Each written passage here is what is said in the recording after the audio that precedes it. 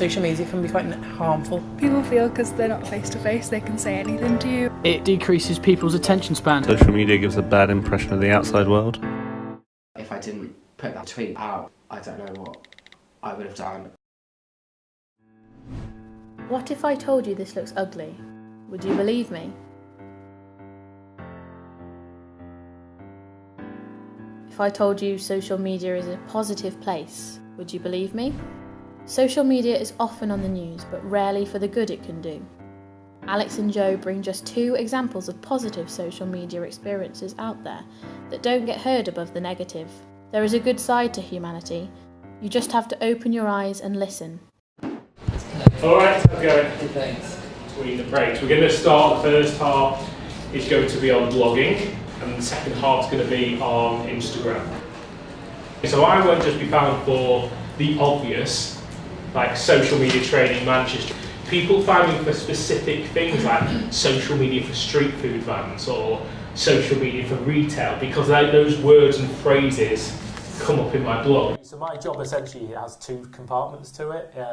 There's one side which is social media training, which is training businesses how to use social media better. Social media is so relevant. I think if you look back to the old days of businesses having to go out with flyers door to door or spend a hell of a lot of money on a local newspaper, it's a really cost-effective way to get the word out there. With people taking photos constantly and posting them on Facebook. It's gone against the old way of like, we want to get customers, we're going to advertise in a local newspaper where it's got 90,000 readers but only 2,000 of those might be relevant to us. Whereas you can just go now and you can build up the audience of the 2,000 people that you want on Instagram or on Facebook or on Twitter. I think when people come together for obviously tragic events, like say what you saw in Manchester happened last year, but then when people really rallied behind on social media and offered the home open and offered the door and offered lifts for people, I think the really humane side of it and the fact that people are prepared to help others and just go out of the way to total strangers.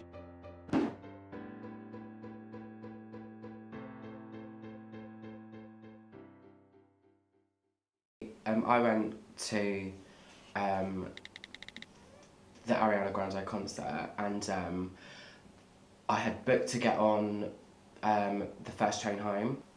When we got out and stuff, we started to walk down the road. I made it to a hotel, and then that's when I put out the tweet, because I was looking all over my Twitter and stuff, and everyone was saying to me Joe, are you okay? And I'd say in 5 minutes I had something like 60 retweets. I got into contact with this guy called Jordan, and he was doing lifts and stuff back and forth, and he was from Liverpool. I had my doubts and stuff, I'm not getting into a random person's car. He picked us up, and then he took us home. If I texted someone, if I called someone, and there's always the thing that they aren't going to answer, but when you send out a tweet, it's public to however many hundreds of millions of people. I sort of just had that gut instinct that somebody would help me. I think it would have been a lot harder to cope with what happened without social media, because there's obviously, when you see that other people have gone through it too and that sort of thing, it kind of makes you feel like you weren't alone. It was a big part in making sure that I was safe and that I was getting home. In no way does this suggest that social media doesn't have its negative side, because it most definitely does. But there are 2 sides to every story. Social media could be a positive place for us all and allow us to spread a little bit of happiness, tweet by tweet. Think about social media, a lot of the time you're simply talking to strangers that you've never met, you've got no affiliation with, and you can make friends out of it. It was a lot more than just putting up a photo of your lunch or something like that. People can make meaningful connections and that sort of thing on it.